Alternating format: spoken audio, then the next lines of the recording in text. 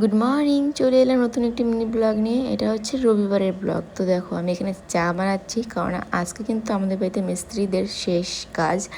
তো যাই হয়ে যাক না কেন আজকে শেষ দিতেই হবে। তো এই জন্য এখন এখানে চা বানিয়ে নিচ্ছি। আর আমার বাড়িতে কোনো কাপ নেই, কারণ কাপ থাকলে শুনুবা শুধু ভেঙে ফেলে, এর জন্য এই অবস্থা। আর ওই যে বিস্কুটগুলো দেখতে পাচ্ছ, এগুলো কিন্তু আমাদের বাবার বাড়ির কারখানার বিস্কুট। তো এদিকে দেখো ওই টিনগুলো লাগানো হবে ভেবেছিল উপরে, কিন্তু টিনগুলো লাগানো যায়নি, ওটা একটু নিচু করতে হবে। আর এদিকে কাজ কিন্তু শেষ, এখন সমস্ত জিনিসপত্র বের করে নিচ্ছে, নিয়ে চলে যাবে বলে। আর এদিকে দেখো বাড়িটার অবস্থা কি হয়ে আছে।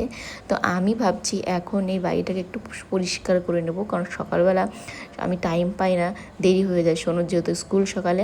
তো এই কারণে কিন্তু আমি সেদিনকার রাত্রে মানে সব বিকেলবেলাতে সমস্ত কোনাকানি যা ছিল পরিষ্কার করে আবার স্নান করেছি।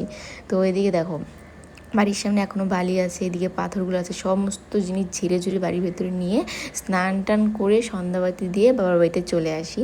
আর সেগুলো ভিডিও করা হয়নি। তো এখানে দেখো SIR ফর্ম ফিল আপ করার জন্য বাবা হচ্ছে বাবার ঠাকুরদা, বাবার বাবা সবার নামগুলো খুঁজছিল। তো আমাদের কিন্তু সবার নাম পাওয়া গেছে, তো আমাদের কোনোই চিন্তা নেই। আর এখানে পাশের বাড়ির দাদু আর দিদাও বসে বসে দেখছে।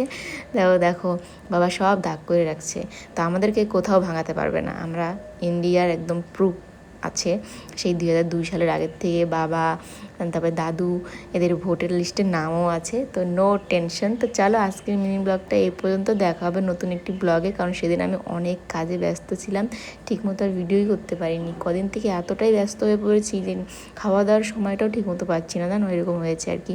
তো চলো, ভালো লাগলে অবশ্যই লাইক করো, নতুন হলে চ্যানেলটি সাবস্ক্রাইব করে আমার পাশে থেকো। দেখা হবে নতুন একটি ব্লগে। সবাই ভালো থেকো, সুস্থ থেকো।